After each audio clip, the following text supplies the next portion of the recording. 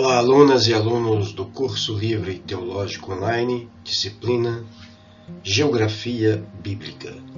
Eu sou o professor Gilmar Vargas e a partir desse momento nós embarcamos numa viagem cultural e acadêmica.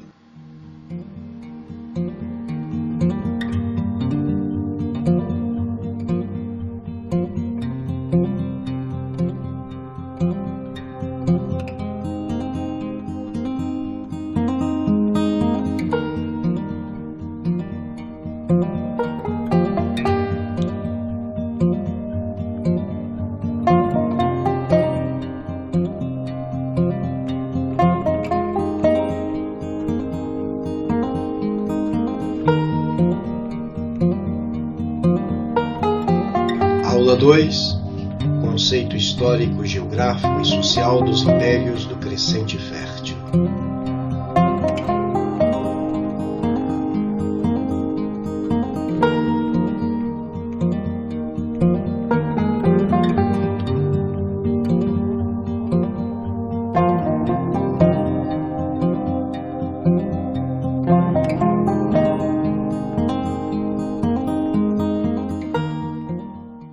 Na última aula conhecemos um pouco sobre a história da geografia e o mundo bíblico, onde a história da revelação de Deus começou. Nesta aula faremos uma incursão pelos grandes impérios que surgiram no Crescente Fértil desde o período pré-abraâmico até o cativeiro de Judá na Babilônia.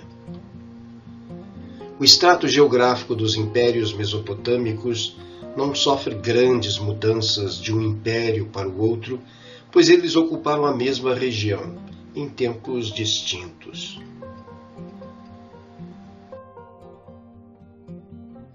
As alterações geográficas só se dão em função do surgimento de cidades e obras de canalização e drenagem ao longo dos rios Tigre e Eufrates.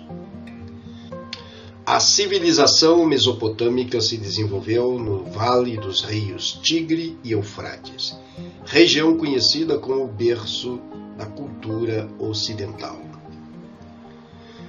Daqueles povos vêm os cálculos astronômicos, a escrita, o primeiro código, as cidades-estados e muito mais. A Mesopotâmia era uma região fértil, que facilitava a fixação de povos que por milhares de anos foram nômades. Em épocas sucessivas, sumérios, acádios, amoritas, assírios e caldeus, dentre outros povos, dominaram esta região. As cidades eram protegidas por muralhas e suas construções mais altas eram os templos, chamados de zigurates. Esses eram administrados por sacerdotes que detinham o poder administrativo da cidade. Com o tempo, essas cidades foram crescendo, despertando a cobiça das cidades vizinhas. Houve a necessidade de separar o poder religioso do administrativo e surgem os primeiros comandantes militares. Nem tudo, entretanto, era resolvido com lutas. As cidades também começaram a comercializar aquilo que não necessitavam, o excedente. E isso gerou as primeiras trocas comerciais que se conhece na história. A primeira civilização que se desenvolveu na Mesopotâmia foi a dos Sumérios, povo oriundo do vizinho planalto do Irã.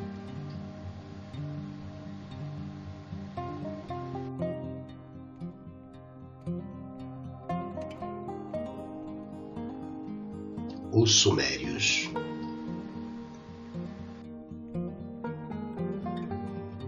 Suméria significa terra dos reis civilizados ou terra nativa.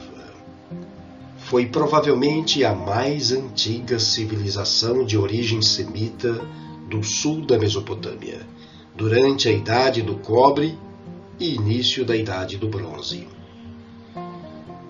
A área geográfica da Suméria iniciava no Golfo Pérsico e alcançava o gargalo ao norte da Mesopotâmia, onde os rios Tigre e Eufrates ficam o mais próximo possível um do outro. Ao leste, assomam as montanhas Zagros, onde cidades e estados espalhadas prosperavam com o comércio e o aprendizado da Suméria. Ao oeste estava a vasta extensão do deserto árabe.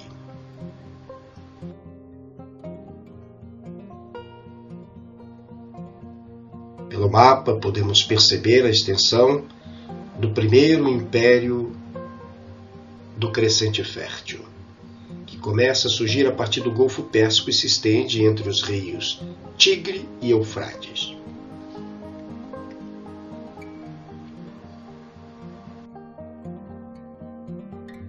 Os rios mudaram seus cursos consideravelmente nos últimos 4.000 anos, afastando-se bastante de algumas das cidades e causando esgotamento da complexa rede de canais, mas, à época, os dois rios tinham desembocaduras separadas no Golfo Pérsico.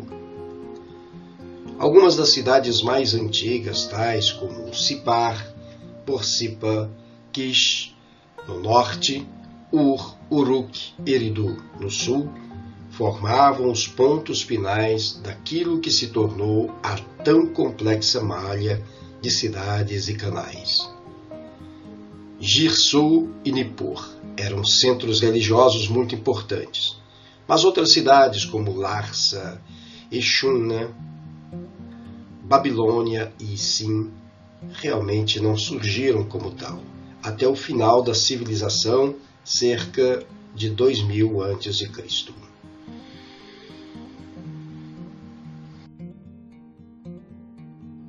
Embora as mais antigas formas de escrita não retroajam além de 3.500 anos antes de Cristo, historiadores modernos têm sugerido que a Suméria se estabeleceu permanentemente entre 5.500 a 4.000 anos antes de Cristo, através de um povo não semítico. Sua organização política era semelhante a uma confederação de cidades-estados, governadas por um chefe religioso e militar que era denominado de patese. A figura ao lado representa um patese.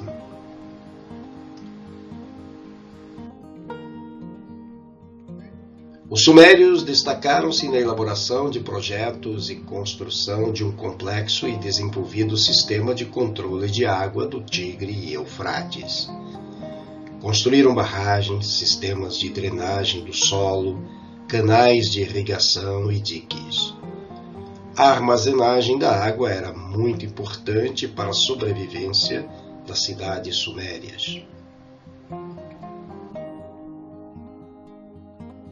Uma enorme contribuição cultural dos sumérios foi a criação do sistema de escrita cuneiforme por volta de 4.000 a.C. Nesse sistema, os sinais representavam ideias e objetos. Usavam placas de argila, barro, onde cunhavam, marcavam com cunhas esta escrita. Muito do que sabemos atualmente sobre esse período da história devemos às placas de barro com registros cotidianos, econômicos, administrativos e políticos.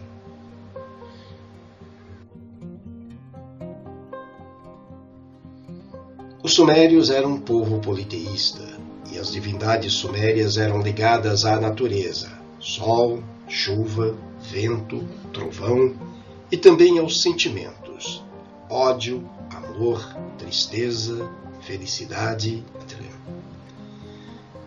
Haviam 4 deuses primordiais, cuja ordem jamais deveria ser abalada. An e sua esposa Ki, pai do deus Enlil, e o primogênito Enki, herdado de um relacionamento entre An com uma concubina de origem réptil.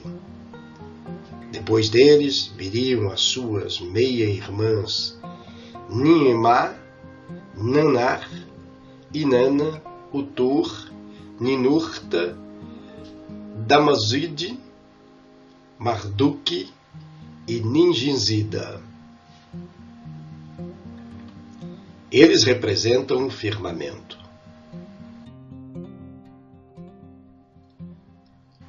Algumas imagens representando os deuses sumérios.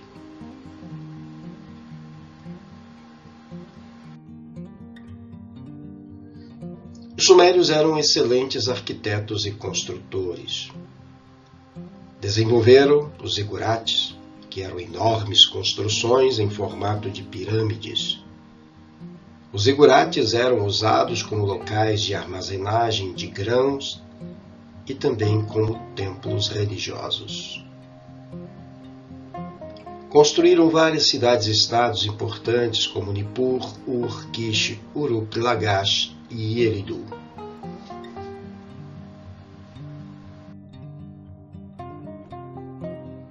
Grupo de nômades vindo do deserto da Síria começaram a penetrar nos territórios ao norte das regiões sumérias.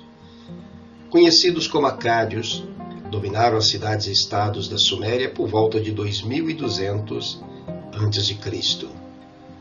Por volta de 2100 a.C., conseguiram impor a sua hegemonia sobre as cidades-estados sumerianas.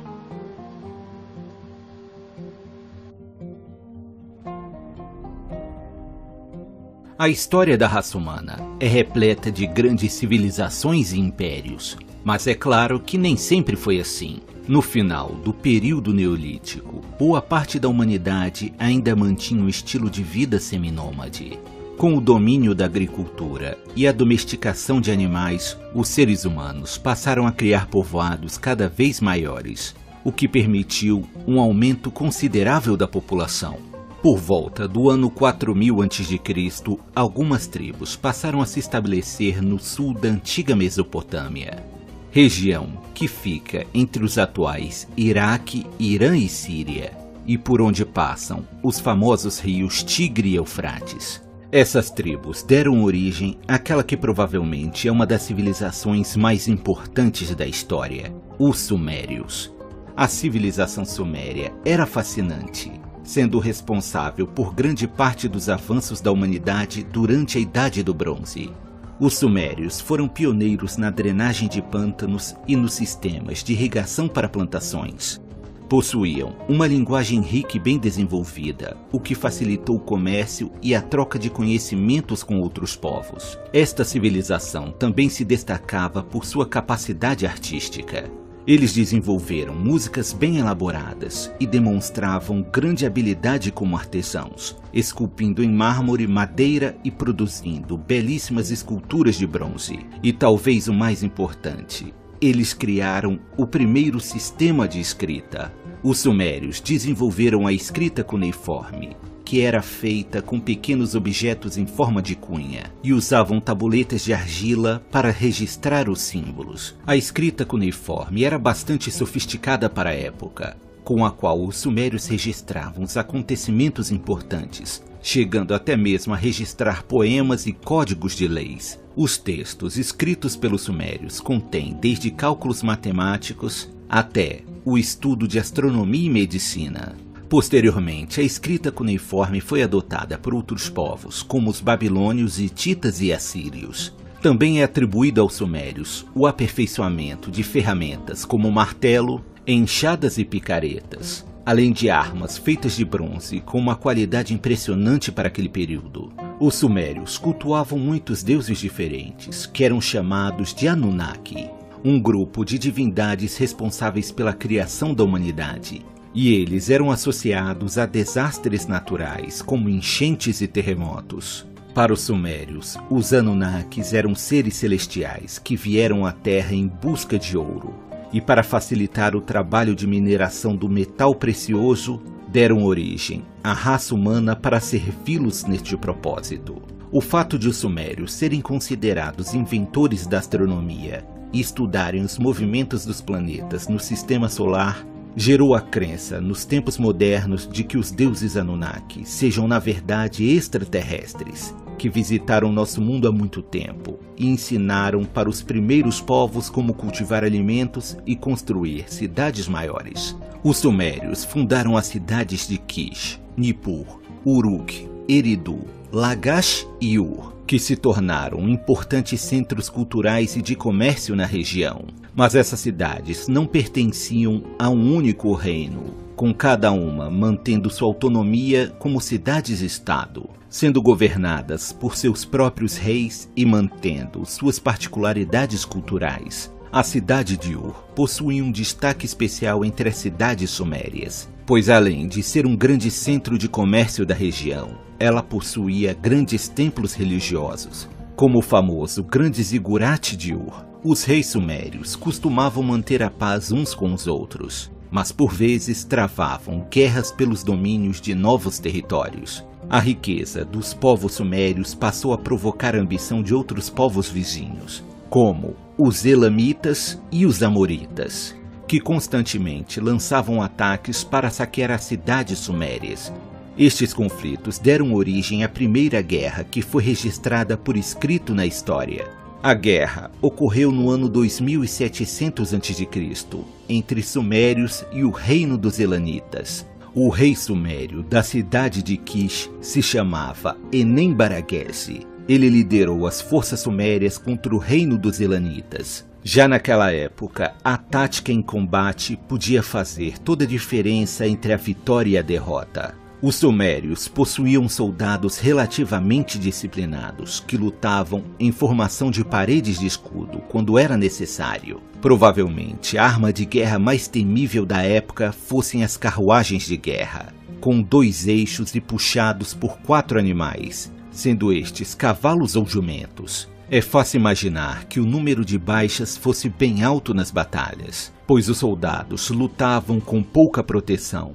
E além disso, as carruagens circulavam à sua volta, atirando dardos e lanças, quando não tentavam atropelar os soldados menos afortunados. Os sumérios venceram a batalha contra seus inimigos e registraram em uma placa de argila: "Seguimos saqueando as armas dos Elamitas." Com o passar dos séculos, outros povos na Mesopotâmia também desenvolveram grandes cidades e exércitos cada vez maiores e bem treinados. A civilização suméria não foi capaz de resistir ao avanço das civilizações emergentes e acabou sucumbindo. Acredita-se que mudanças climáticas também tenham causado uma grande seca na região, o que contribuiu para o declínio e o desaparecimento da cultura suméria. Apesar de seu fim trágico, os sumérios tiveram um papel fundamental no desenvolvimento cultural e social dos povos da Mesopotâmia. Estes novos reinos fizeram bom uso do legado sumério, e graças a essa herança, seus nomes ficaram marcados na história.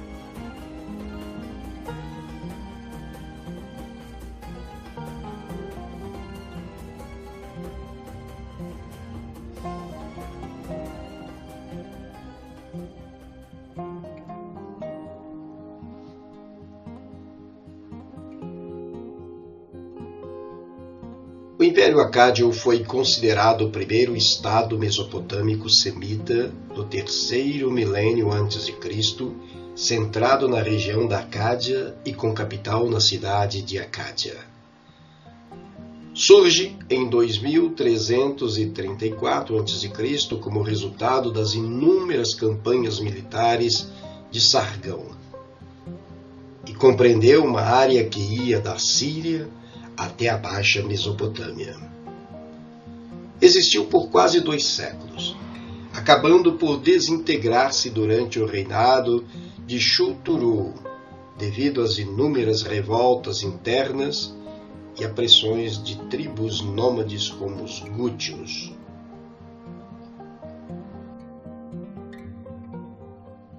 Quando Sargão I, patese da cidade de Acádia, subiu ao poder em 2334 a.C., ele iniciou uma série de campanhas militares que resultaram na conquista de muitas das regiões circunvizinhas. Criou um grande império, cobrindo todo o Oriente Médio e chegando a se estender até o mar Mediterrâneo e a Anatólia. Sargão I era chamado soberano dos 4 cantos da terra, em reconhecimento ao sucesso da unificação mesopotâmica.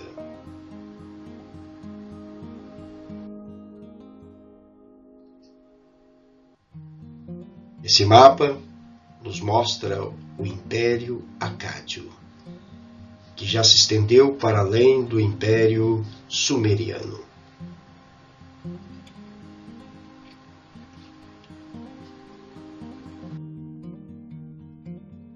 Sargão I governou por 56 anos. Após sua morte, seu filho Rimush reinou, em seguida Anitsutsu e depois Naram-Sin, que, assim como as dinastias anteriores, resolveu conflitos internos por todo o Império Acadiano. Naram-Sin obteve sucesso e reestruturou o comércio, expandiu as fronteiras e participou de invasões militares, chegando ao Egito.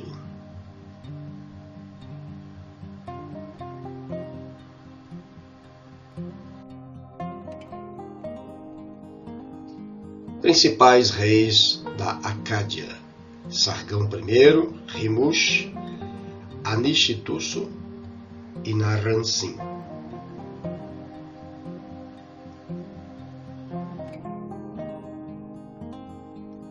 Apesar da unificação, as estruturas políticas da Suméria continuaram existindo. Os reis das cidades-estados sumerianas foram mantidas no poder e pagavam tributos aos acadianos. O império criado por Sargão durou apenas 2 séculos. Em 2154 a.C., os gútios, nômades dos Montes Agros, no alto do Tigre, atacaram as regiões urbanizadas porque a sedentarização dos povos do Oriente Médio dificultava a caça e o pastoreio.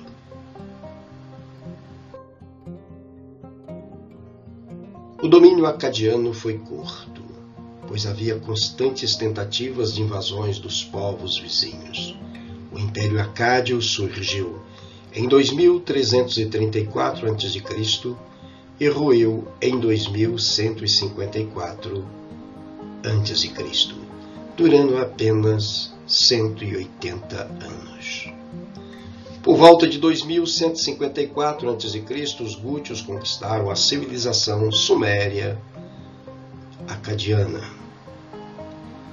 O domínio intermitente dos gútios durou 1 século, sendo substituído no século seguinte, cerca de 2100 a 1950 a.C., por uma dinastia proveniente da cidade-estado de Ur.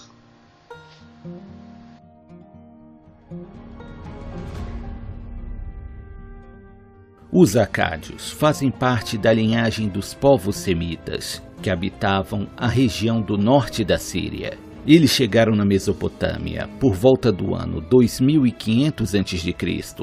e provavelmente estavam em busca de terras férteis para se estabelecer.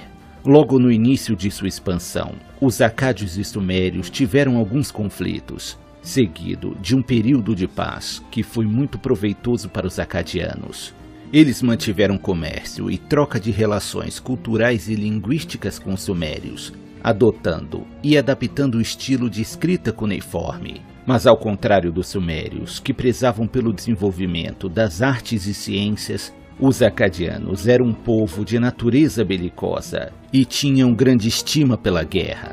Os acádios também eram um povo politeísta e, com o passar do tempo, seus deuses se mesclaram com os deuses sumérios. Um bom exemplo disso é o caso da deusa Ishtar, a deusa da fertilidade para os acádios, que teve como origem a deusa Namu, que era a deusa dos mares para os sumérios. Os acádios passaram a dar o status de divindade aos seus reis, ou se referiam a eles como enviado dos deuses para governar seus súditos na terra.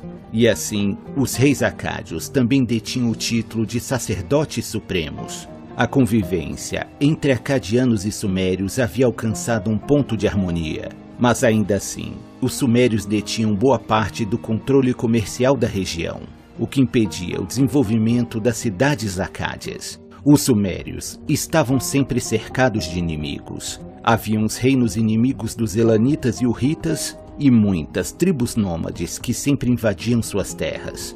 Somando a isso, os próprios sumérios travavam guerras entre si, uma cidade-estado tentando sobrepujar a outra. Foi então que, por volta do ano 2375 a.C., o rei sumério, Lugal-Zaghese, unificou todas as cidades sumérias após uma sucessão de batalhas. Lugal-Zaghese governou os sumérios por cerca de 30 anos. E neste período, os sumérios e os acadianos já viviam quase como um povo só, tendo membros da nobreza de ambos os povos dividindo posições importantes na sociedade. Eis que na cidade suméria de Kish surge Sargão, que posteriormente ficou conhecido como Sargão o Grande. A origem de Sargão não é muito clara, pois os textos escritos em argila daquela época estão incompletos. E também não é claro de que maneira ele conseguiu subir ao trono. Em uma placa de argila estava escrito: em Acádia, Sargão, cujo pai era um jardineiro, o copeiro de Ur-Zababá, se tornou rei, o rei de Acádia, que constituiu Acádia. Ele governou por 56 anos. Após assumir o poder da cidade de Kish, Sargão declarou guerra contra o rei sumério Lugal-Zaghese e atacou a cidade de Uruk, a qual foi conquistada após uma árdua batalha. Lugal-Zaghese foi capturado durante a batalha, e Sargão, como sinal de superioridade e desdém por seus inimigos, colocou uma coleira no pescoço do rei derrotado e o arrastou até os portões de sua cidade. Após essa grande vitória, Sargão e seus exércitos seguiram conquistando outras cidades sumérias, e também conquistaram os territórios dos elanitas e hurritas, criando assim o primeiro império da história, que ficou conhecido como o primeiro império mesopotâmico. Tamanha era a fama de Sargão, que ele passou a ser chamado de o soberano dos 4 cantos da terra, e seu império se espalhava desde a Síria até o Golfo Pérsico e indo até o Mar Mediterrâneo. Sargão foi tão poderoso e influente que foi até mesmo incluído nos textos babilônicos que exaltavam seus feitos. Os babilônios escreveram: Sargão não tinha nem rival, nem igual. Seu esplendor sobre a terra se espalhava. Na época das conquistas de Sargão, a guerra já era uma realidade frequente para os povos da Mesopotâmia, o que gerou esforços para aprimorar os equipamentos militares usados pelos soldados acádios. Os acádios veneravam os leões e faziam esculturas e pinturas destes animais em seus templos e palácios. E há registros de que estes animais eram capturados para serem usados em batalhas. Sargão morreu por volta do ano 2215 a.C., com cerca de 85 anos de idade, uma idade bem avançada para a época. Logo após a sua morte, muitas revoltas surgiram por todo o império, e os filhos de Sargão não conseguiram manter o poder herdado de seu pai por muito tempo. Pouco a pouco, os acádios foram sendo dominados pelos gútios, uma tribo nômade originária dos Montes Agros, no alto do rio Tigre, e após 2 séculos de existência desmoronou, o primeiro grande império da história. Mas a figura poderosa de Sargão Grande inspirou os reis do Oriente Médio por muitas e seguidas gerações.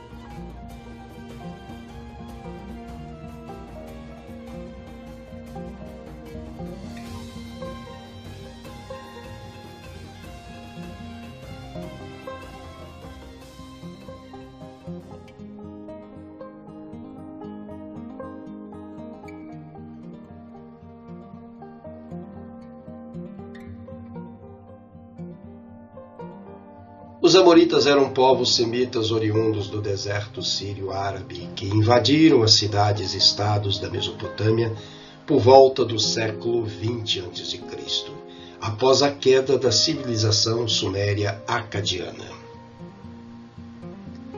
Eles ergueram a cidade da Babilônia, que seria o principal centro comercial mesopotâmico, graças à estratégica localização, cerca de 75 quilômetros da atual capital iraquiana, Bagdá. O primeiro império foi erguido por Amoreu Sumu-Abum por volta de 1894 a.C., resultando em diversas disputas com remanescentes povos sumérios e acadianos, até a unificação realizada por Hammurabi, formando o primeiro império babilônico.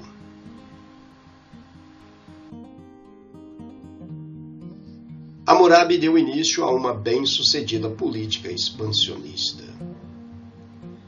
O reino da Babilônia estendeu suas fronteiras do Golfo Pérsico para além das fronteiras da moderna Turquia e dos Montes Zagros, no leste, ao rio Cabur, na Síria.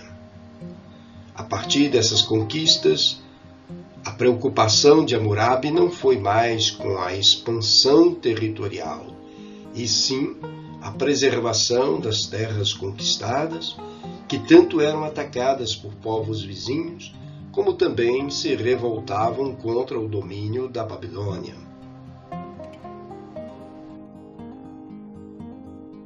Podemos ver nesse mapa a extensão do Império Neobabilônico.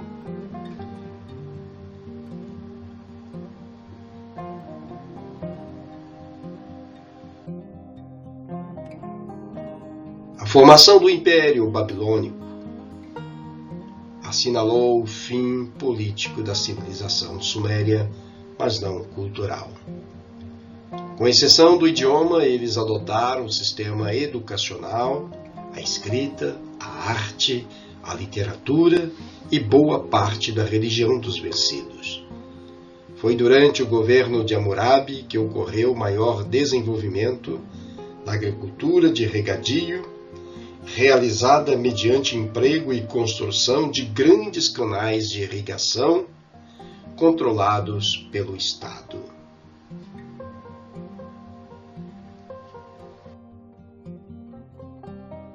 A construção desses canais exigia multidões de trabalhadores e grande quantidade de materiais que deveriam ficar sob o controle e fiscalização de um governo centralizado.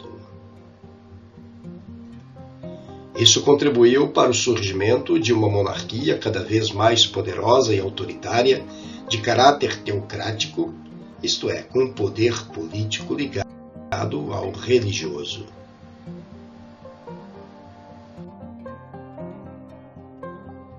Já nessa fase, a economia e a sociedade começaram a sofrer mudanças em relação ao milênio anterior.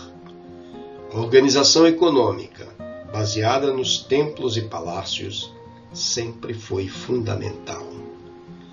Os palácios e templos possuíam vastas extensões de terra, praticavam o comércio e dispunham de oficinas artesanais bem aparelhadas.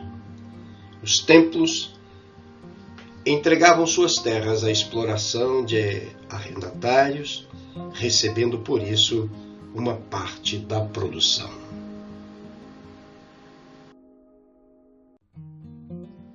Os sacerdotes e os funcionários estatais submetiam as comunidades locais ao pagamento de tributos, à prestação de trabalhos forçados para a construção de obras públicas, canais de irrigação e ao serviço militar obrigatório. No período de Hammurabi houve um certo desenvolvimento da propriedade privada e do comércio. Entretanto, todas essas atividades privadas sempre permaneceram sob controle estatal.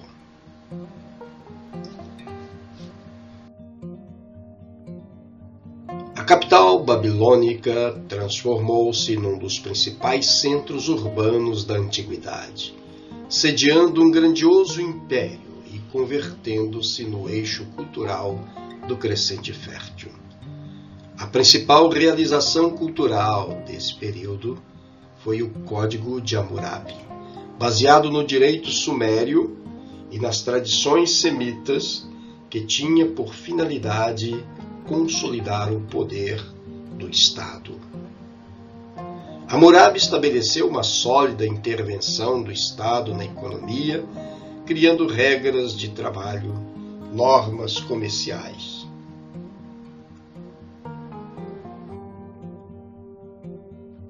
Hammurabi também empreendeu uma ampla reforma religiosa, procurando estabelecer a unificação, criando uma religião do Estado, ao transformar o deus Marduk, da Babilônia, no principal deus da Mesopotâmia, mesmo mantendo as antigas divindades.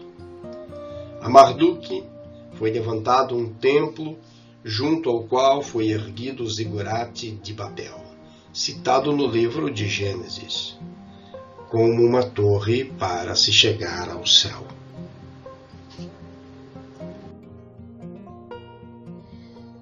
Após a morte de Hammurabi, o império entrou em decadência devido a diversas conspirações contra seus sucessores, revoltas das cidades dominadas e dos camponeses empobrecidos pelos altos impostos cobrados sobre carga de trabalhos obrigatórios, refúgio dos últimos sumérios e a emancipação da Assíria. Os cassitas, povo a leste do rio Tigre, com uma classe dirigente formada por indo-europeus e uma organização tribal, vão penetrando pacificamente na planície como trabalhadores e mercenários.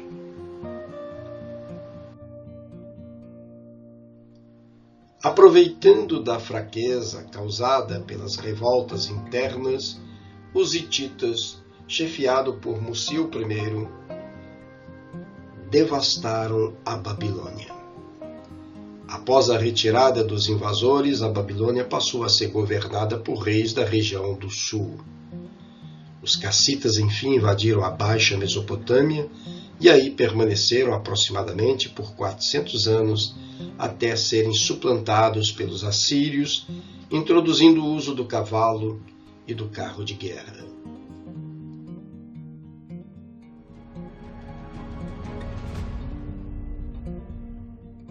A famosa cidade da Babilônia ficava próxima às margens do rio Eufrates, na região que hoje pertence ao Iraque. Como muitas caravanas de diferentes povos cruzavam a região, a cidade passou a receber diversas influências religiosas, sociais e culturais, e logo passou a crescer em tamanho e poder. A cidade possuía vários canais de água, que fluíam por quase todo o interior da cidade. Essa água supria diversas necessidades da população. É possível que em seu auge a Babilônia tenha sido a maior cidade do mundo, e lá existiam os famosos Jardins Suspensos, que foram considerados uma das 7 maravilhas do mundo antigo. Com o florescimento de sua economia, os babilônios passaram a construir estátuas, templos e monumentos ricamente detalhados. A estrutura do governo babilônico era comandada por nobres de diferentes famílias e por seus líderes religiosos. A origem do nome Babilônia é uma adaptação da língua grega. O nome original vem da língua acádia, Bab-Ilan, cuja tradução seria Porta dos Deuses. Com a ascensão do rei Hammurabi ao trono da Babilônia, a cidade alcançaria uma importância ainda maior. Hammurabi foi o 6º rei da dinastia Amorita, e sob seu reinado, a Babilônia floresceu, dominando territórios que antes pertenciam ao Império Sumério e Acádio. Hammurabi conquistou as principais cidades da Mesopotâmia, incluindo a cidade de Assur e Nínive, criando assim o primeiro Império Babilônico, chamado de Império Paleo-Babilônico. Ele também criou o famoso Código de Hammurabi, que foi um conjunto de leis e regras de conduta, e também estava escrito como aplicar as devidas punições equivalentes aos crimes cometidos. Este código seguia o princípio da lei de Talião, onde a justiça era alcançada pela famosa regra do olho por olho e dente por dente. Na área militar, os babilônios aperfeiçoaram os equipamentos acádios, com couraças e elmos bem trabalhados e ajustados ao corpo dos soldados. O império de Hammurabi não durou muito tempo. desmoronando logo após a sua morte, em 1750 a.C. Como já era de se esperar, após a morte do soberano, diversas revoltas aconteceram nas cidades que estavam sob o domínio babilônico. Durante este período turbulento na Mesopotâmia, a Babilônia foi saqueada pelos hititas e depois governada pelos elamitas.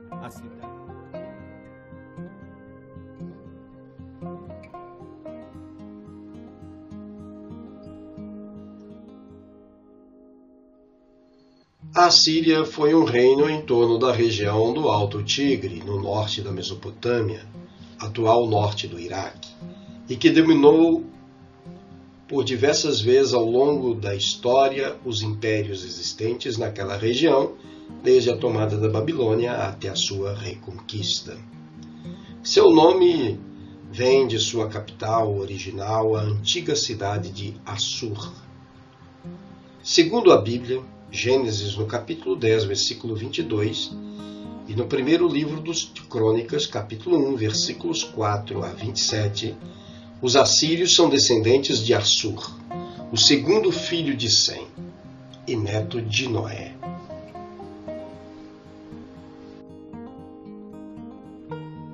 Durante o antigo período assírio, do século 20 a.C. ao século 15 a.C., Assur controlou a maior parte da Alta Mesopotâmia.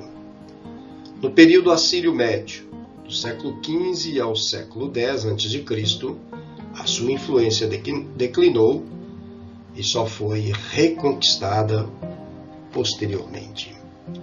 O Império Neo-Assírio, no início da Idade do Ferro, 911 a 612 a.C., expandiu-se ainda mais, e sob Assurbanipal, 668 a 627 a.C.,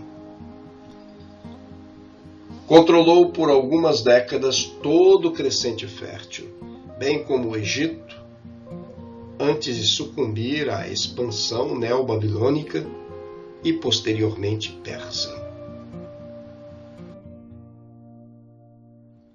Nesse mapa vemos a dimensão do Império Assírio.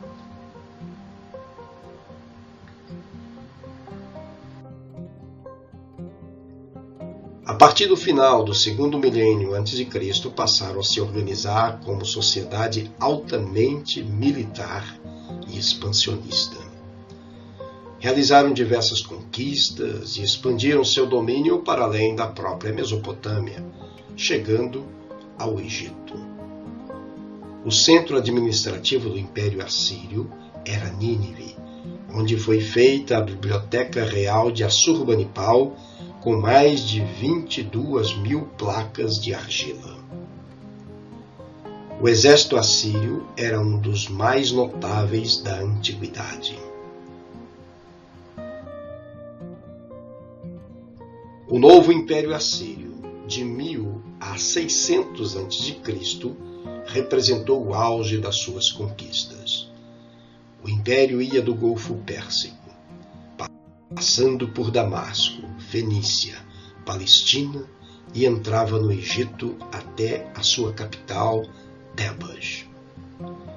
Por volta de 830 a.C., no reinado de Salmanasar III, os arameus foram subjugados e a eles foi imposta uma cobrança tributária.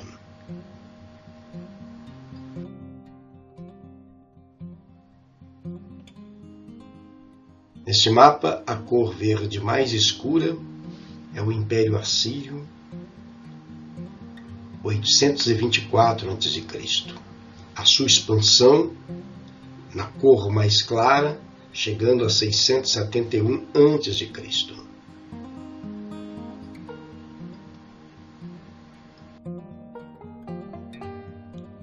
Em 729 a.C., no reinado de Tiglat-Pileser III, os assírios conquistaram a Babilônia.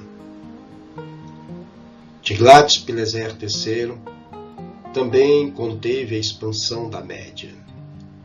Israel foi conquistada no primeiro ano do reinado de Sargão II. cerca de 27.000 israelitas foram deportados.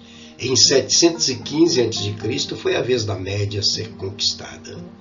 Sargão II ainda conquistou a Síria.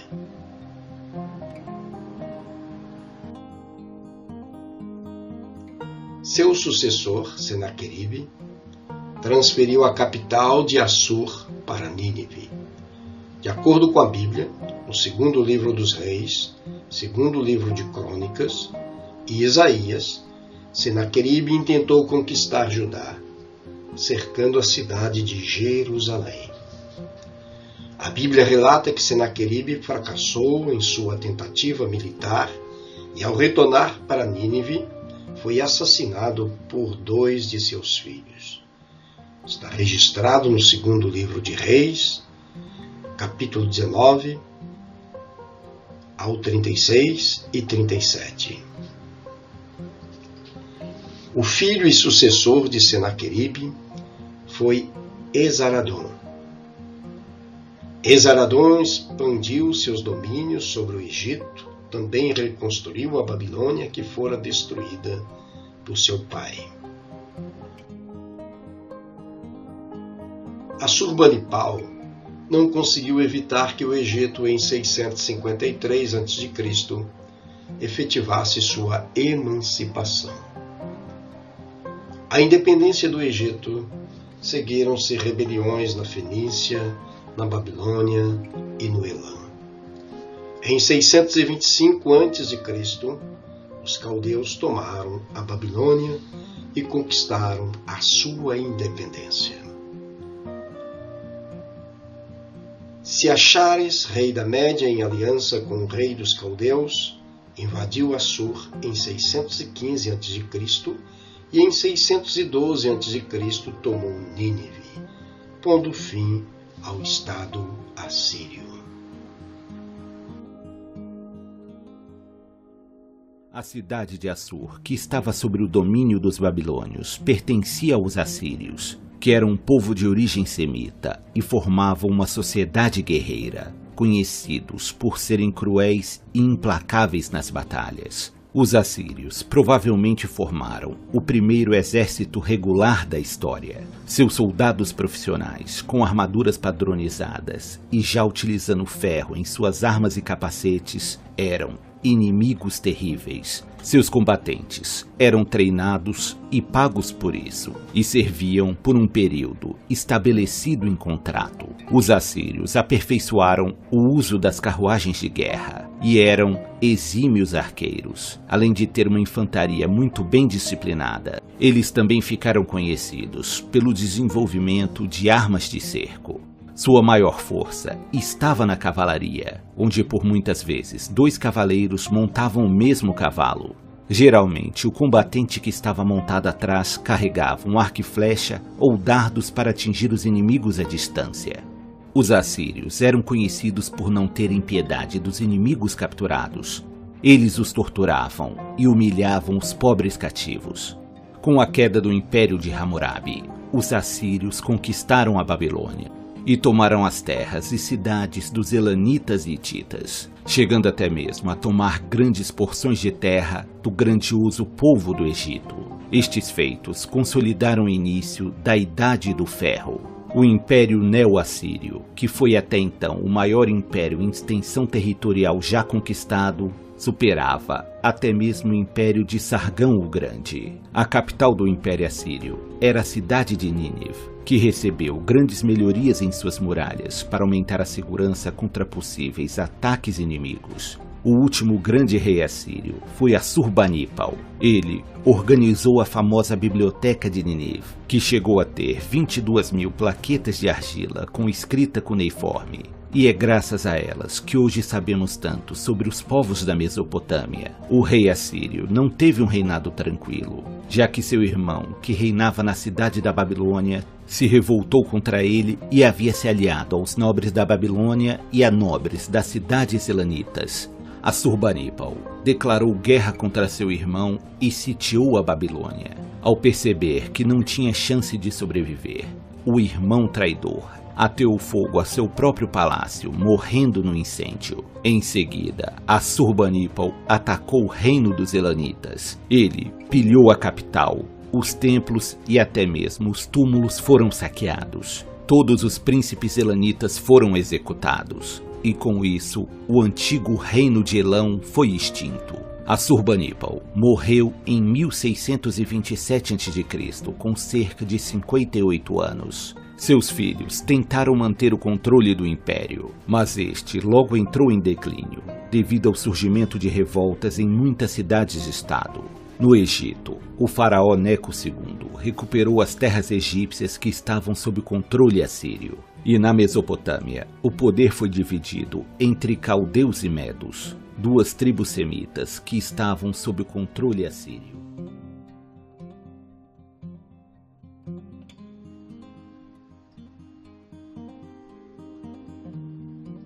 Os caldeus, o Império Neobabilônico, o segundo Império Babilônico.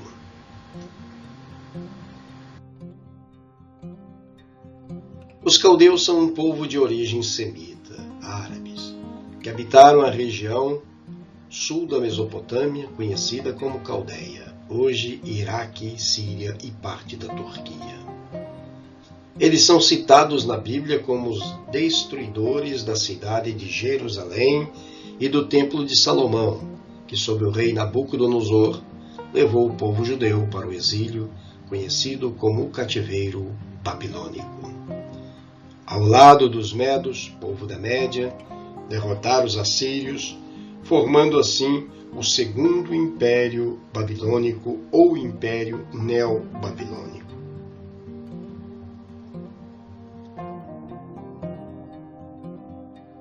Podemos ver nesse mapa, na cor mais escura, o Império Caldeu ou Babilônico.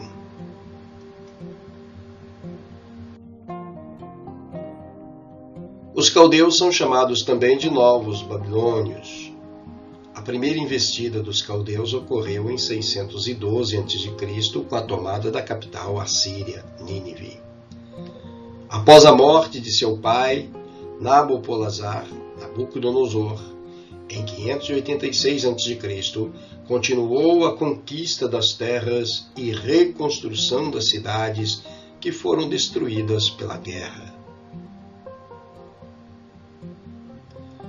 Esses são os dois reis mais importantes do Império Caldeu, e o governo de Nabucodonosor foi um dos períodos mais áureos da Mesopotâmia. A capital do império era a Babilônia, uma bela cidade construída com muralhas, palácios, santuários e templos.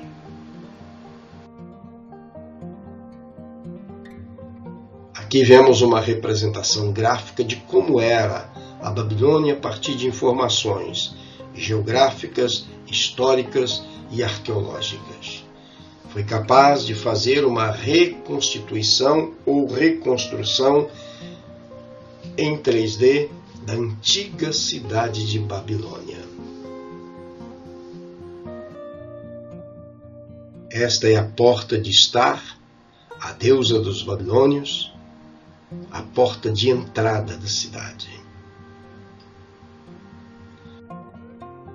Mais uma vez, por um outro ângulo, podemos ver a porta de Estar e ao fundo o complexo religioso nós temos um zigurate, que era templo e também era um grande depósito de alimentos.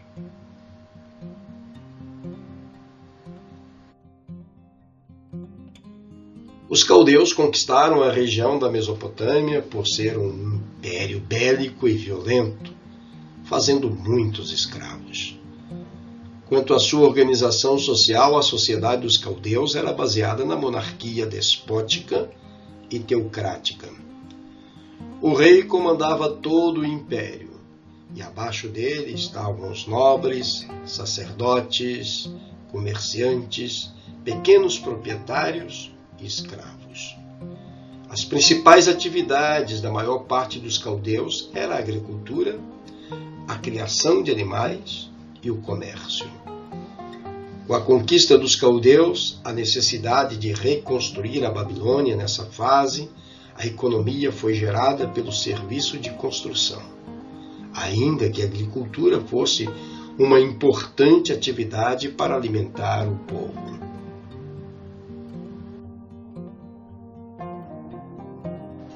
Como todos os povos mesopotâmicos, a religião dos caldeus era politeísta, com um culto a diversos deuses, os quais estavam relacionados com a natureza e os animais. Na porta da cidade da Babilônia foi feito um mosaico de Star, a deusa do amor e protetora da cidade.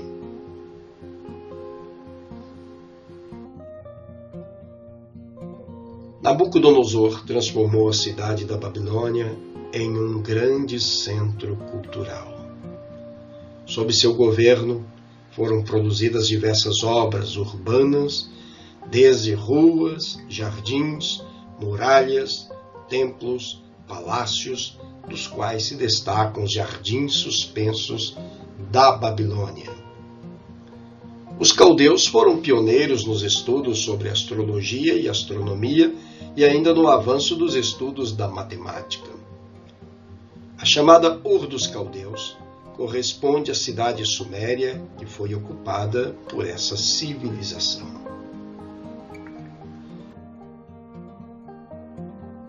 Após a morte de Nabucodonosor, que governou cerca de 40 anos, houve um enfraquecimento do império.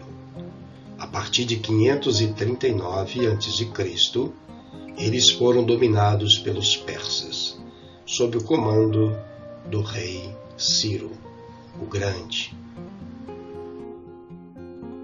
Nabopolassar, que era um nobre caldeu, logo assumiu as rédeas do governo da Babilônia. Ele soube aproveitar o vazio de poder e iniciou ataques contra as cidades de Nippur e Uruk, garantindo assim sua posição como rei. Nabopolassar foi um rei forte de caráter expansionista.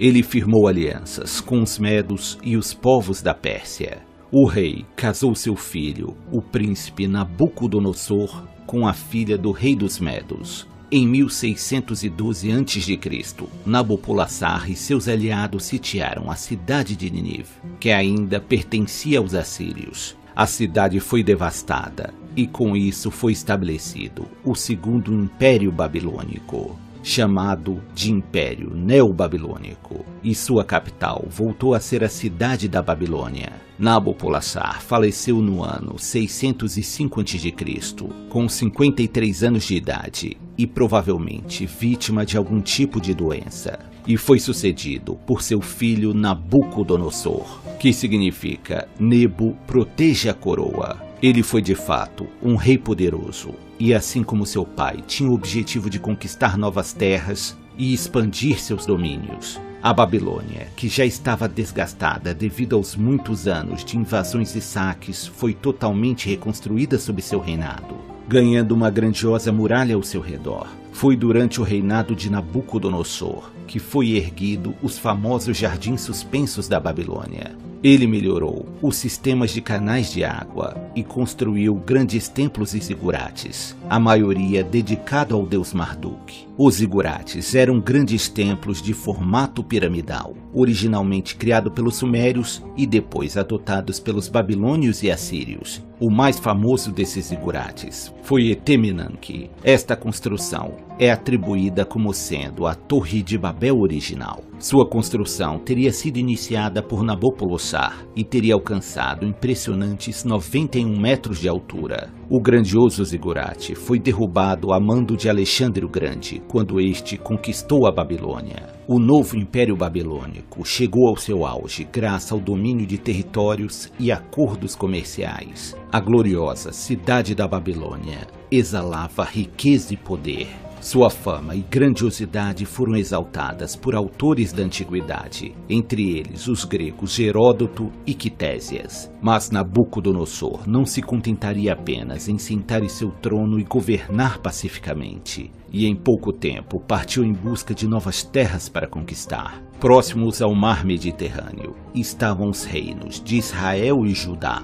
Nabucodonosor conquistou o reino de Judá, aparentemente sem sofrer muita resistência, e tomou Jerusalém, que na época era a capital do povo judeu. O rei de Judá, Joaquim, foi levado como prisioneiro para a Babilônia, juntamente com muitos nobres e um grande número de cidadãos de Jerusalém, principalmente aqueles que tivessem habilidades específicas, como ferreiros, pedreiros e pintores. Entre os cativos estava o profeta bíblico Daniel. Daniel, que fazia parte da nobreza de Judá, se tornou conselheiro de Nabucodonosor. Lá, ele interpretava os sonhos do soberano e acabou se tornando respeitado na corte real. Nabucodonosor deixou o tio de Joaquim, Zedequias, no comando de Jerusalém e seguiu conquistando as terras do reino de Israel, que por sua vez era mais poderoso que o reino de Judá. Como o reino de Judá e Israel ficavam próximos ao Egito, havia uma divisão entre a população, com alguns apoiando que deveriam se aliar aos egípcios e outros apoiando ficar ao lado dos babilônicos. Não demorou muito para surgir uma revolta em Jerusalém, apoiada pelos egípcios, o que enfureceu Nabucodonosor. Ele sitiou Jerusalém antes que os egípcios pudessem chegar. A cidade sofreu uma grande retaliação e suas muralhas foram destruídas. Seus templos e palácios foram saqueados. Zedequias foi capturado e cegado, sendo aprisionado pelo resto de sua vida. E novamente um grande número de prisioneiros foi tomado como escravos e levados para a Babilônia. Este período ficou registrado na história dos judeus como o cativeiro da Babilônia. Nabucodonosor ainda guerreou contra os egípcios no 30º ano de seu reinado. Já com mais de 60 anos de idade, Nabucodonosor sofreu de uma doença mental, descrita como licantropia, uma doença onde a pessoa passa a ter comportamentos selvagens e descontrolados. Relatos afirmam que ele teria fugido da Babilônia e teria sido encontrado em uma colina próxima à cidade mastigando grama como um boi. Mas Nabucodonosor se recuperaria da loucura e morreria apenas em 1562, com cerca de 72 anos de idade. Os sucessores de Nabucodonosor não reinaram por muito tempo, tendo sido Nabonido, juntamente com seu filho mais velho, Belsazar, os últimos reis babilônicos. Por fim, a Babilônia seria conquistada por Ciro o Grande, rei da Pérsia. Curiosamente, quando o rei persa adentrou a cidade da Babilônia, foi aplaudido pelo povo. Os conquistadores foram recebidos como libertadores pelo povo que era oprimido pelo governo de Nabonido. O grande império babilônico havia chegado ao fim, mas seus feitos deixaram marcas profundas nos povos da Mesopotâmia, e sua influência atravessaria os séculos.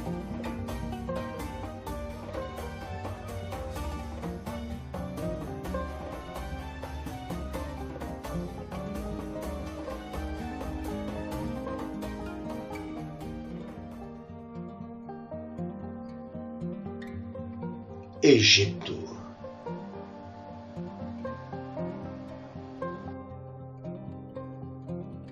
Na história da humanidade, várias civilizações e culturas, com suas respectivas singularidades, enriqueceram o manancial de toda a nossa experiência existencial. Uma das civilizações mais importantes que irromperam na antiguidade, há cerca de 4.000 anos antes de Cristo, foi a civilização egípcia. O Egito Antigo desenvolveu-se às margens do rio Nilo, no nordeste da África, nas regiões chamadas de vales férteis, em virtude dos compostos orgânicos presentes nas terras próximas a este rio. A antiga civilização egípcia fez-se presente no seio das grandes civilizações que se desenvolveram na Europa, no Oriente Médio e na Península Arábica. São vários relatos de povos antigos sobre o Egito, desde os hebreus e fenícios até gregos e romanos. As grandes pirâmides do Vale de Gizé, localizadas perto da cidade atual do Cairo, e os hieróglifos ou a escrita hieroglífica são até os dias de hoje exaustivamente estudados por especialistas.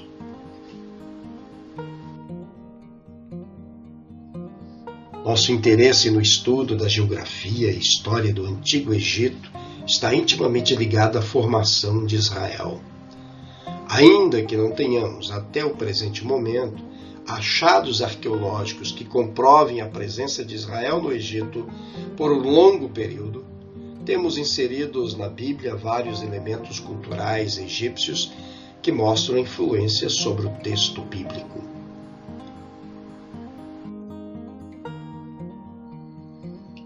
A localização do atual Egito. Seu nome oficial é República Árabe do Egito e tem como capital a cidade do Cairo. Está localizado no nordeste da África, a chamada África Mediterrânea, fazendo fronteira com a Ásia. Limita-se a oeste com a Líbia, ao sul com o Sudão, a nordeste com a faixa de Gaza e Israel, além de ser banhado pelo Mar Mediterrâneo ao norte e pelo Mar Vermelho a leste.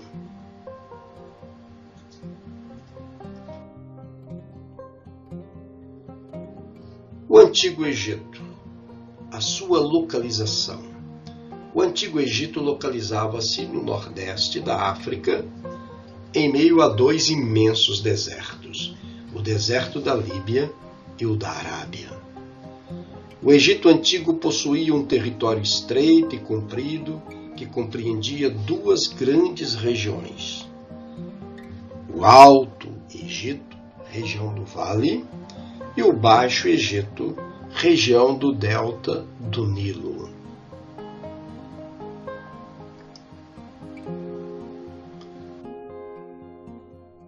Podemos ver por esse mapa como era a configuração do antigo Império Egípcio.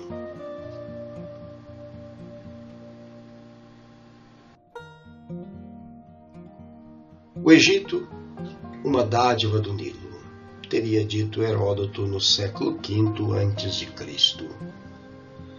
O Nilo é um rio caudaloso que está localizado no continente africano e sua bacia hidrográfica abrange atualmente cerca de 10 países: Egito, Etiópia, Uganda, Ruanda, Burundi, Quênia, Sudão, Sudão do Sul, Tanzânia e República Democrática do Congo. Situado no nordeste da África, o Nilo é o rio de maior extensão do mundo, com aproximadamente 7.000 quilômetros. Sua nascente é em Uganda e sua foz é no Mar Mediterrâneo. Parte do rio Nilo passa pelo deserto do Saara. Vemos nessa imagem de satélite a localização do Egito, tendo como veia principal de sua existência o rio Nilo.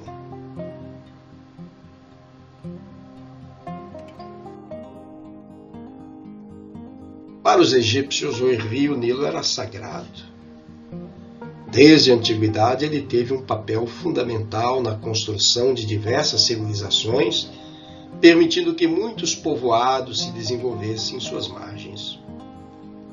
Sua existência permitiu o desenvolvimento da civilização egípcia, visto que maior parte do território está localizado em regiões desérticas. Próximo ao rio, eles viviam da pesca e da agricultura, sobretudo cultivo de cereais, garantida pelas cheias do Nilo, que favoreciam a fertilização do solo.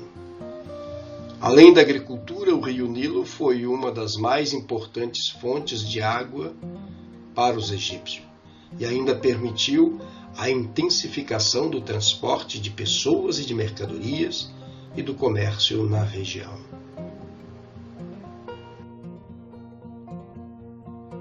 O Nilo corta o Egito de sul a norte e deságua no Mediterrâneo. Anualmente, de junho a setembro, o Nilo transborda e rega a terra, tornando-a favorável à agricultura. A partir de outubro, inicia-se o período de semeadura, que se prolonga até mais ou menos fevereiro. A colheita ocorre de abril a junho. Agora, por um outro ângulo, uma imagem de satélite, podemos ver o Nilo correndo paralelo ao Mar Vermelho, até desaguar no Mar Mediterrâneo.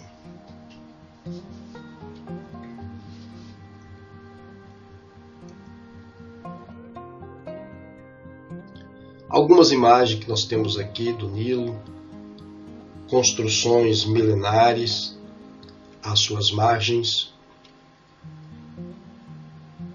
e hoje uma região turística.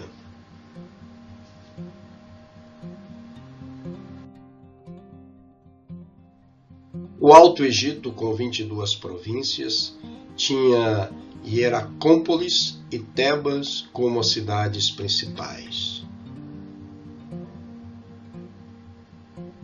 Também tinha um faraó próprio, e a coroa e seus reis era branca, e sua deusa tinha a forma de um abutre.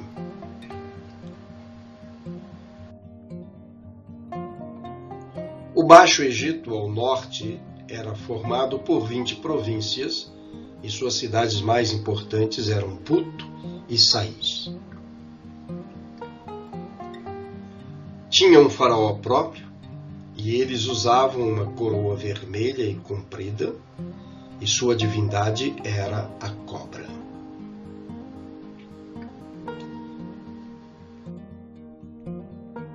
Podemos ver aqui mais uma vez o mapa do Antigo Egito, o Baixo Egito, próximo ao Mar Mediterrâneo, no delta do Nilo, e o Alto Egito, onde mais tarde foi construído o Templo de Abu Simbel.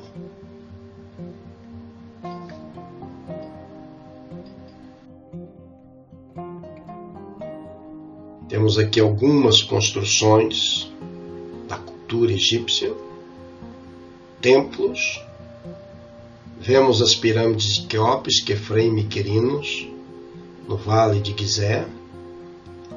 Aqui uma representatividade do faraó, no seu carro de guerra e com sua coroa de guerra, o que veremos mais à frente.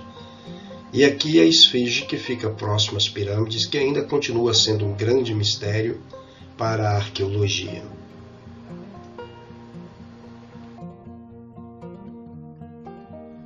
Os nomos, conjuntos de aldeias governadas pelos nomarcas, nome dado aos chefes mais poderosos.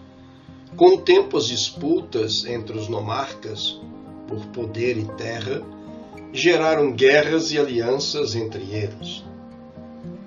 Alguns deles, ao vencerem os demais, tornaram-se reis, passando a controlar vários nomos.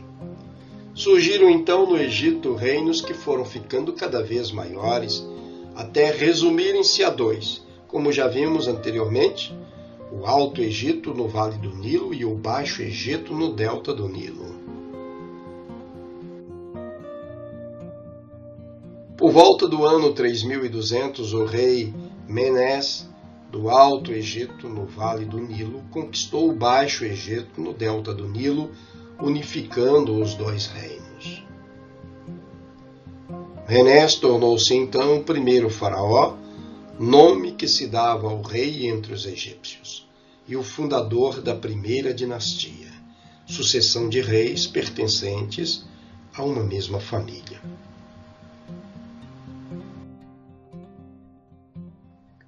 A coroa era um dos principais símbolos do faraó.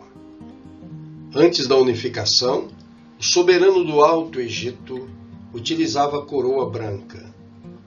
A coroa vermelha era usada no Baixo Egito.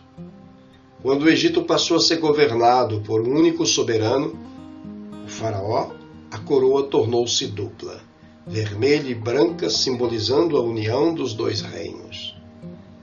Ao comandar suas tropas na guerra, o faraó usava a coroa azul. Aqui temos a representação de como eram as coroas, a coroa branca, a coroa vermelha, a dupla coroa, com a unificação do Alto Egito e o Baixo Egito, e a coroa azul, utilizada em épocas de guerra.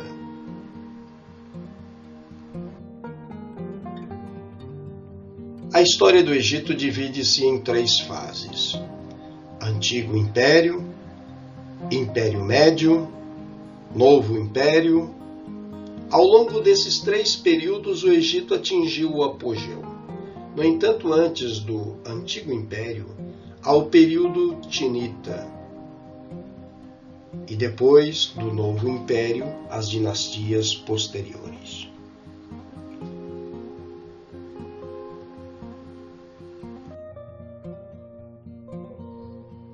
O período Tinita, ou período arcaico, compreende as 2 primeiras dinastias, do ano 3100 a.C. a 2650 a.C. A primeira dinastia começa com a unificação do Egito pelo rei Menes. O período antigo do Egito vai do ano 2635 ao 2155 a.C. Esse período, conhecido como a Era das Pirâmides, abarca da 3ª à 6ª dinastias. Durante as dinastias 3ª a 4ª, o Egito viveu uma época dourada, sem guerras, onde todos trabalhavam para satisfazer ao faraó.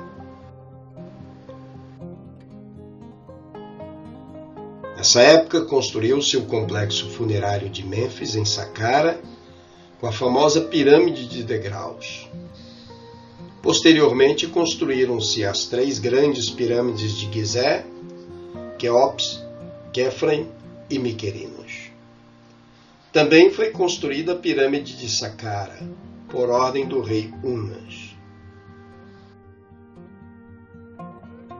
Durante a 6ª dinastia, o poder dos faraós diminuiu e a unidade do país começou a desaparecer. Até a 10ª dinastia, e durante mais de 100 anos, houve dezenas de faraós que não souberam conduzir o país. Durante a 9ª e a 10ª dinastias, a capital do Egito foi Inásia.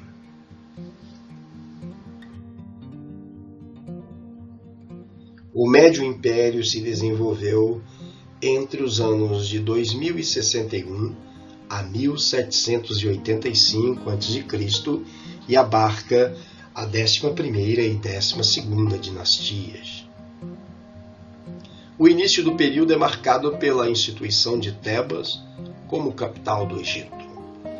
Durante essa época, o Egito estendeu suas fronteiras, conquistando parte da Núbia.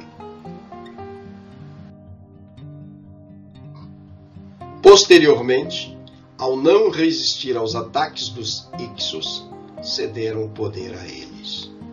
Os Hicsos, vindos da Ásia, tornaram Avares a capital do Egito durante 2 dinastias e governaram o império entre as dinastias 13ª e 17ª.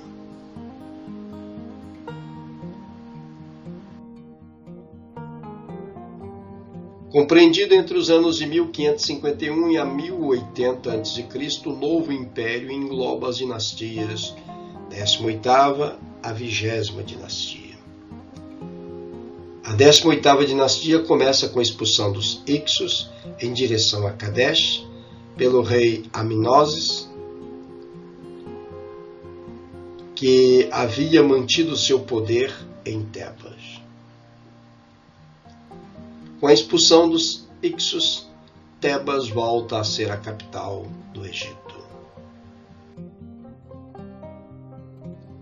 Os faraós mais importantes do período foram Tutmose III, Amenhotep III e Ramsés II. Durante o reinado de Ramsés II, o Egito conquistou a Núbia, construiu os templos de Abu-Simbel. Essa maravilha que podemos visualizar.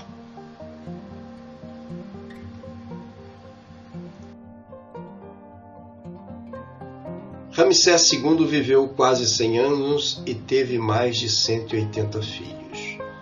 Com sua morte, sucessivos Ramsés foram deteriorando o Egito e perdendo a grandeza anteriormente conquistada.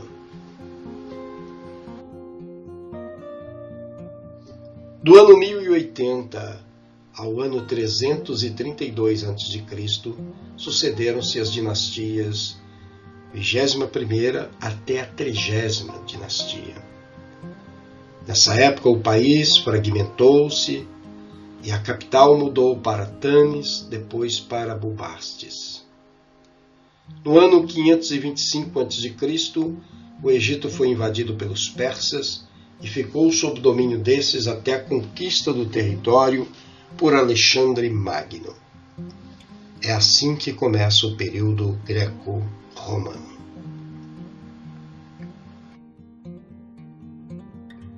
O faraó.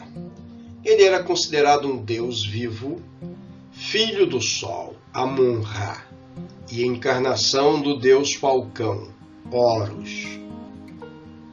Para os egípcios, toda a felicidade dependia do faraó e seu poder era ilimitado. Comandava os exércitos, distribuía a justiça, organizava as atividades econômicas. Os faraós ostentavam uma coroa e um cetro, símbolos de sua autoridade. Para os povos do Egito Antigo, o faraó era o pai e a mãe dos seres humanos. Um governante com autoridade sobrenatural para recrutar o trabalho em massa necessário à manutenção do sistema de irrigação ao longo do Egito. Além do poder e prestígio, o faraó possuía enorme riqueza.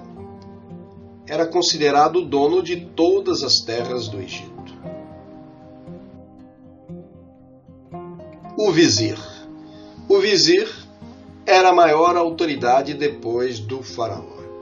Vemos esta pirâmide social em que temos o faraó, os nobres, sacerdotes, soldados, escribas, comerciantes, artesãos, camponeses e escravos na base da pirâmide. Cabia ao vizir tomar decisões jurídicas e administrativas e financeiras em nome do faraó. Esse parece ter sido o papel desempenhado por José, filho de Jacó, relatado no livro do Gênesis.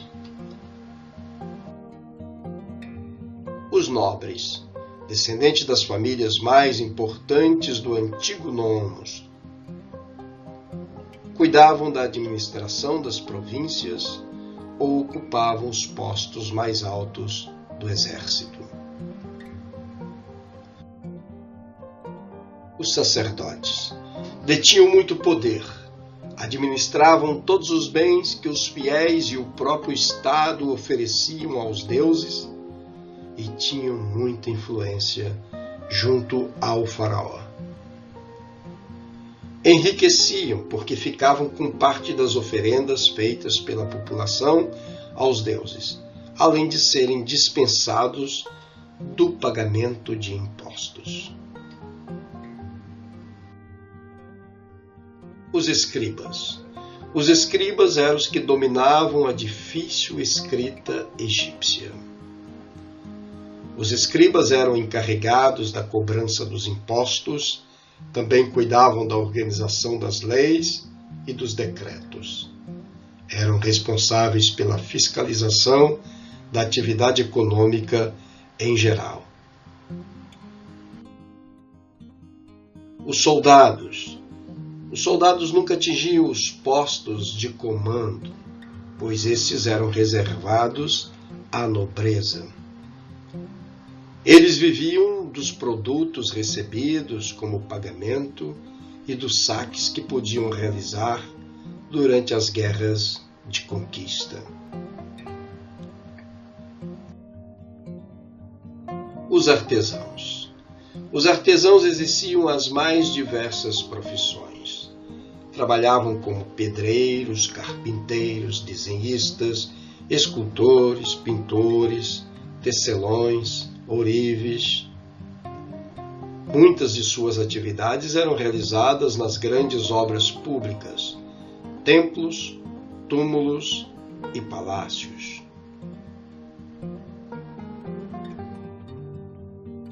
Os camponeses, chamados no Egito de felás, constituíam a imensa maioria da população.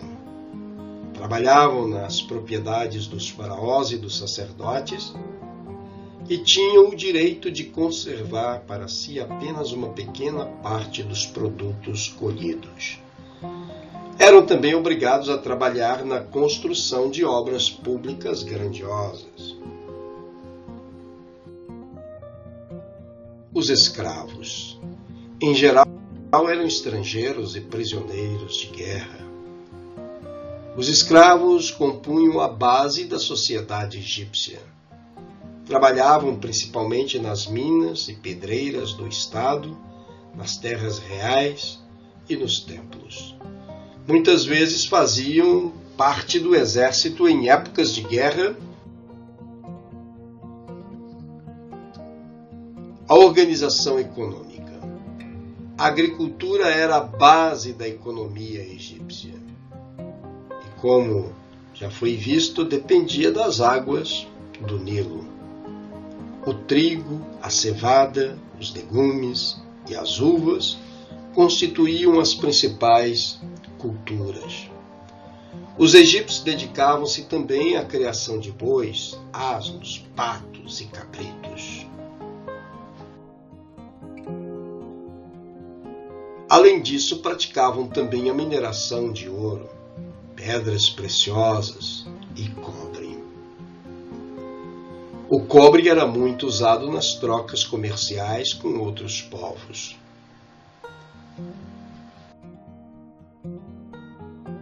O comércio era feito à base de trocas, mas limitava-se ao pequeno comércio e à permutação de artigos de luxo com o exterior. O artesanato do Egito era conhecido no mundo antigo. Com a madeira, o cobre, o ouro, o marfim, o couro, o papiro, o bronze, seus artesãos produziam móveis, brinquedos, joias, tecidos, barcos, armas, tijolos e uma variedade de outros objetos.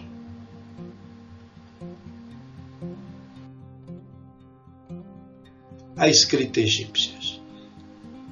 Os egípcios desenvolveram também uma forma simplificada da escrita hieroglífica, chamada escrita hierática, ou escrita dos deuses, utilizada principalmente pelos sacerdotes sobre madeira ou papiro.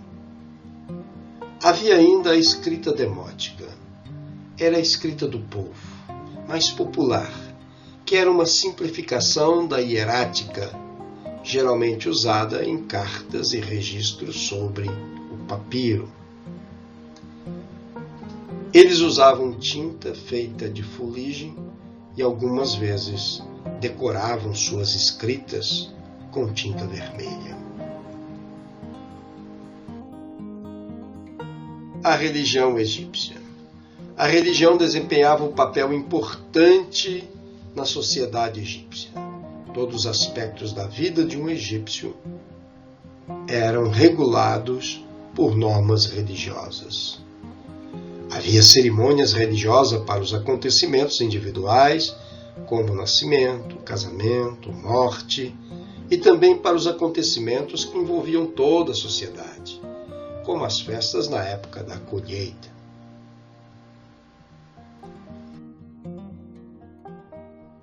As crenças egípcias giravam em torno da adoração de vários deuses, o politeísmo, e a crença em deuses com forma humana e animal, o antroposomorfismo.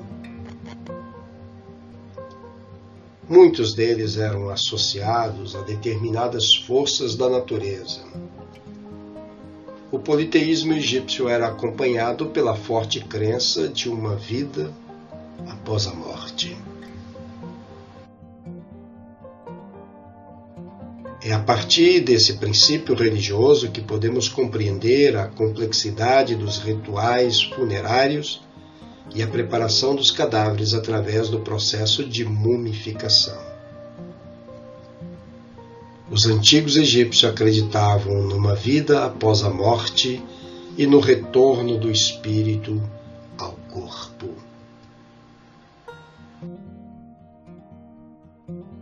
Muito do que conhecemos hoje sobre os costumes e o modo de vida do Egito Antigo está associado a essa crença. A maior parte do nosso conhecimento vem da análise das pinturas e dos objetos deixados pelos egípcios nos túmulos.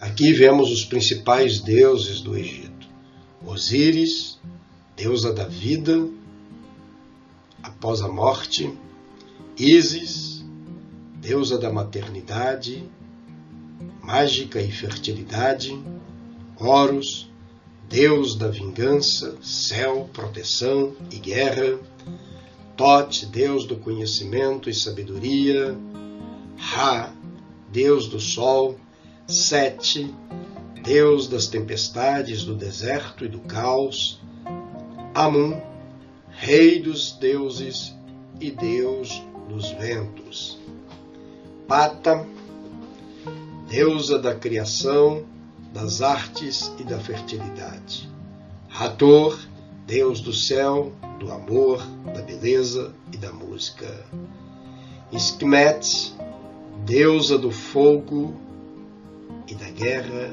e da medicina; Anubis, protetor dos mortos e embalsamamento; e Maat, deusa da verdade, da justiça, da retidão e da ordem.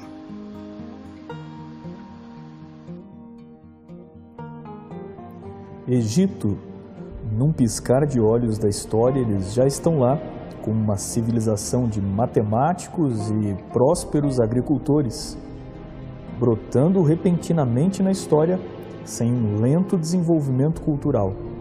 A origem dos egípcios encerra o mistério das verdadeiras raízes da civilização. Dos filhos de Noé descritos em Gênesis 10, Cã foi o pai de 4 filhos, sendo Misraim o pai do Egito, nome pelo qual até hoje judeus e árabes chamam aquele país. Entre os filhos de Misraim, encontramos o nome de tribos que povoaram a antiga África. Ludim, que tem sido alvo de controvérsias entre teólogos e historiadores, pois a Septuaginta traduz Ludim como Lídios. Se, porém, os Ludim da Bíblia não são os Lídios, então esta tribo viveu ao norte da África e ajudou a formar as etnias que originaram os africanos. Anamim, que talvez tenha sido um povo que se localizou no grande oásis do Egito chamado de Kenemet. O som do K é frequentemente representado no hebraico por uma consoante que se inicia o nome Anamim. Isso tem levado alguns estudiosos a associar esta tribo com este oásis. Mas em 1920, o arqueólogo William F. Albrecht, a partir do vocábulo assírio Anami, fez uma identificação diferente. Ele seria Cirene, no norte da África, oeste da Líbia, onde depois houve uma colônia grega e finalmente romana. Casluim, ainda não identificado. Mas como em Amós 9:7 declara que os filisteus saíram de Caftor, a maioria dos comentaristas bíblicos acha que a palavra Caftorim deveria ser colocada antes da frase de onde saíram os filisteus. Uma vez que Caslu e Caf eram filhos do mesmo pai, Algumas das tribos filisteias podem ter se originado de Caslu e outras de seu irmão Caftor. Os filisteus que entraram na Palestina podem ter vindo de Creta através da Ásia Menor e da Síria. Talvez procedessem originalmente do norte da África. Sua origem é misteriosa, controversa e ainda merece um estudo exclusivo. Recentes testes de DNA estão para ser divulgados e poderemos fazer melhores conclusões sobre as origens dos filisteus. Caftorim. Este povo é mencionado em outros textos, como Deuteronômio 2:23, Jeremias 47:4, Amós 9:7. Inscrições egípcias do segundo milênio a.C. aplicam definidamente o nome Caftiu aos primeiros habitantes de Creta e também, em sentido mais amplo, os povos da área costeira da Ásia Menor e da Grécia. O DNA cretense minoano estava relacionado à Europa e os jafenitas e não aos filhos de Cã. Portanto, se Caftorim forem os cretenses, eles foram completamente expulsos e substituídos pela população que formaria depois os minoanos. Sejam quais forem os motivos, os filisteus viriam a batalhar com os egípcios nos dias de Ramsés. Leabim, presumivelmente, seriam os líbios, chamados nas inscrições egípcias de Rebu, ou provavelmente pronunciado como Lebu. Registros bem antigos afirmam que eles representam as tribos que faziam fronteira com o Egito, a nordeste. Por fim, acabaram ocupando a maior parte do norte da África. Aparentemente, na Bíblia, são também chamados de Lubim. 2 Crônicas 12:3, 16:8, Daniel 11:43, Naum 3:9. Para Joséfo, Leabim fundou uma colônia na Líbia e lhe deu o seu nome. Mas nada sabemos de suas obras porque as cidades que construíram foram destruídas pelos etíopes. Para Joséfo, os Leabim mudaram o nome da região de Puti, nome de seu tio, filho de Cã, os quais habitavam a Líbia até a Mauritânia para a Líbia. Puti pode ter sido assimilado ou empurrado ao sul, ajudando a formar desde Tuaregs até os povos do Níger, Mali e Chad.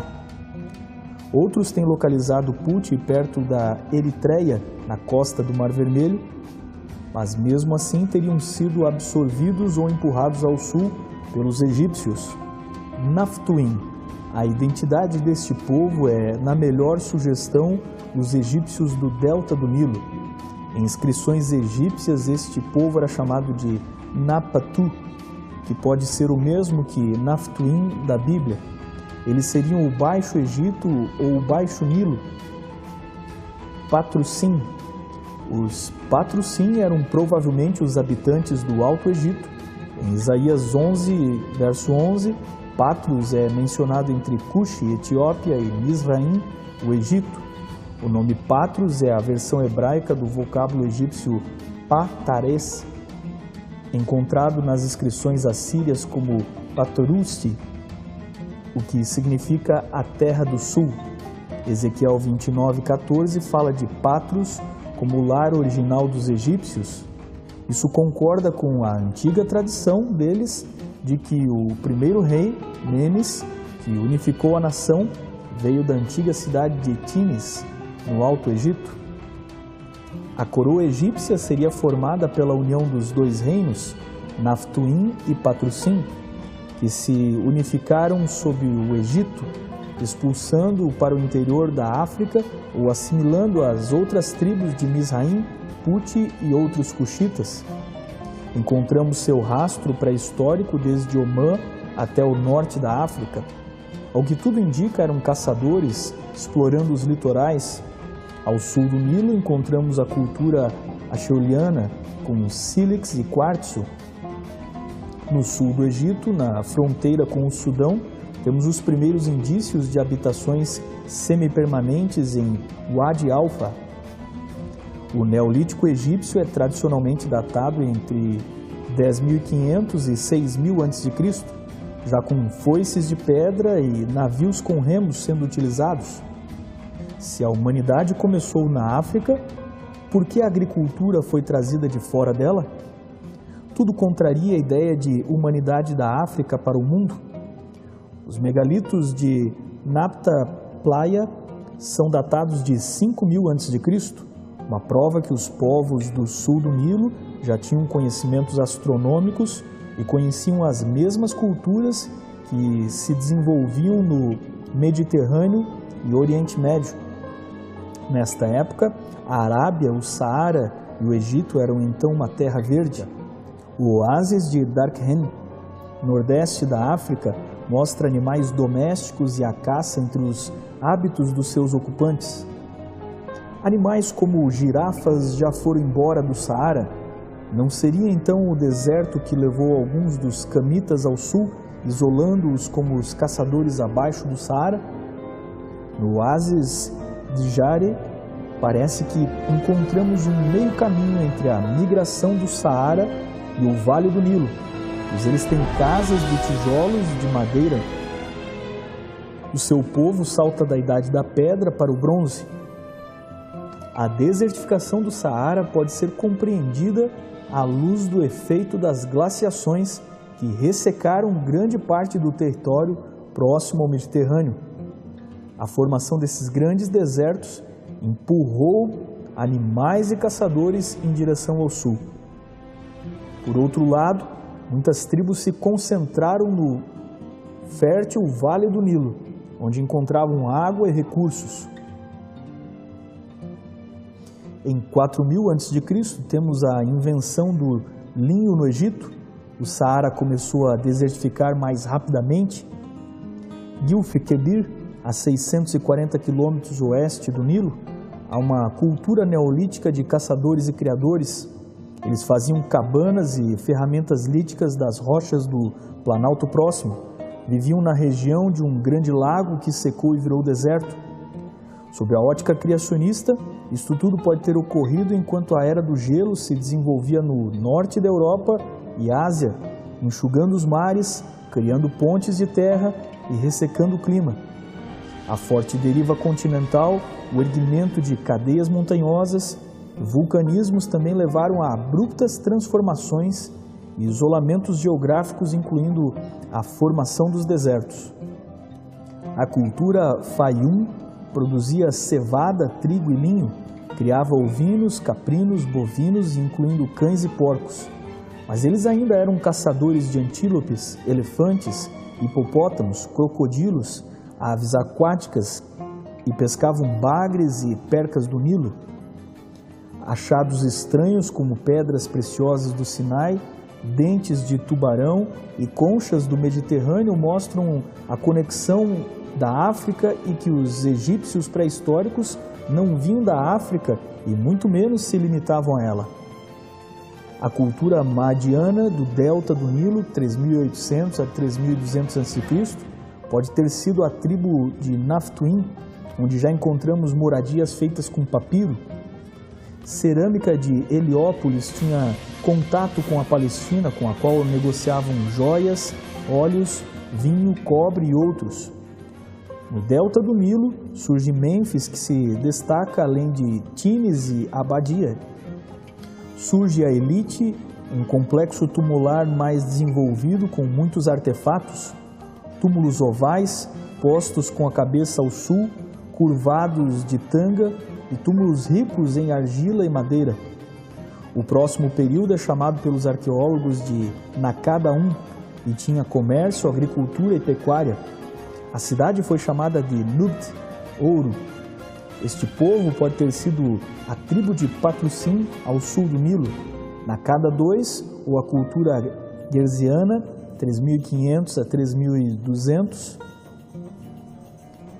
é onde encontramos menos chuvas, desertos crescentes, menos aldeias, centros maiores próximos ao Nilo como Nakada e Abidos. Os túmulos são retangulares, poucos espólios, uso de linho, crianças sepultadas em jarros e uso de tijolos, lembrando muito a Anatólia e Suméria. Que os egípcios podem ter vindo da região da Torre de Babel é demonstrado no comércio de lápis lazuli e contas feito com a Mesopotâmia. Aparece com a multiplicação de matérias-primas, metais e até o uso de ferro meteórico. Encontramos o Senet, o jogo de tabuleiro mais antigo do mundo, e a primeira cerâmica vitrificada, além dos cosméticos e da domesticação do burro. Temos o uso de marfim, osso, madeira e intensidade de uso de cobre, massas em forma de pera, figuras antropomórficas em terracota. E o primeiro templo que conhecemos é encontrado em Hierantópolis. Na Nakada tem como cidades principais Seila, a Baixa Núbia e Nakada. É o período onde surgem os hieróglifos e começam as lendas dos faraós pré-dinásticos e os primeiros mitos egípcios.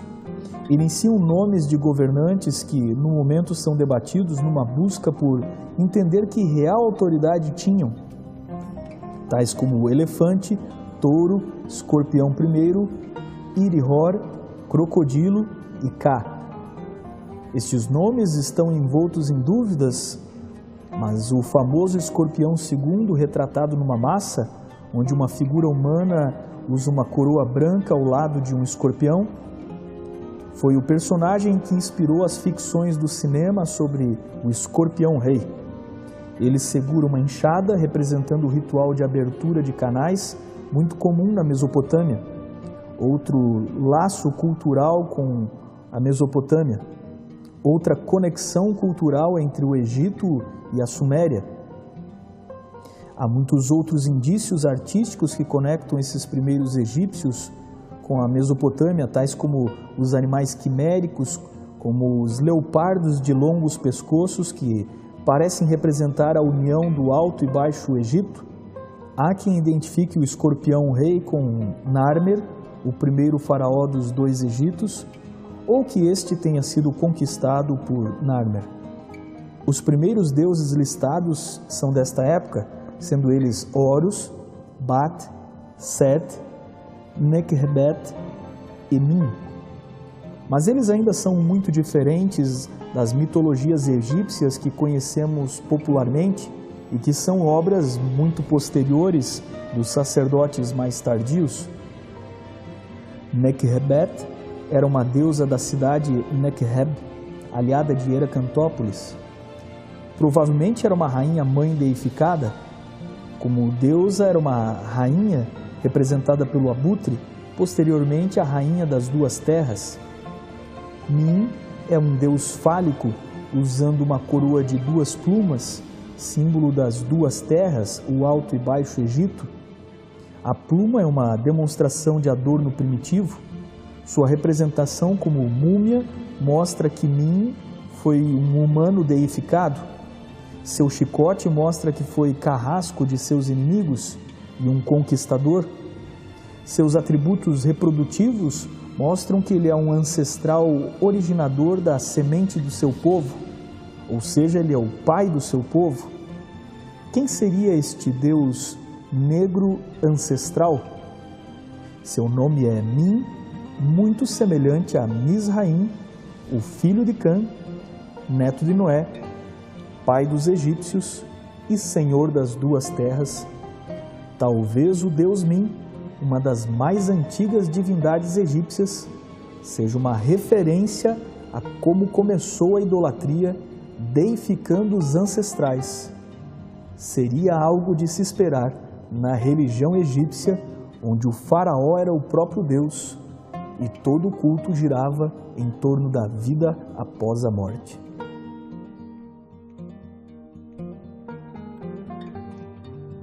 Chegamos ao fim da nossa aula sobre os impérios do Crescente Fértil, Sumérios, Acádios, Amoritas, Assírios, Caldeus e Egípcios.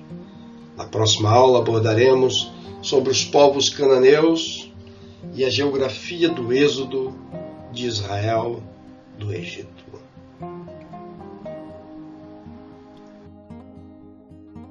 Nesta aula você aprendeu sobre a geografia física e social dos povos e impérios do Crescente Fértil, sumérios, acádios, amoritas, assírios, caldeus e egípcios. Reconheceu que nesse ambiente geográfico-cultural dos antigos impérios do Crescente Fértil, Deus se deu a conhecer. Relacionou o contexto histórico-geográfico desses povos com a própria estrutura cultural encontrada nos textos bíblicos.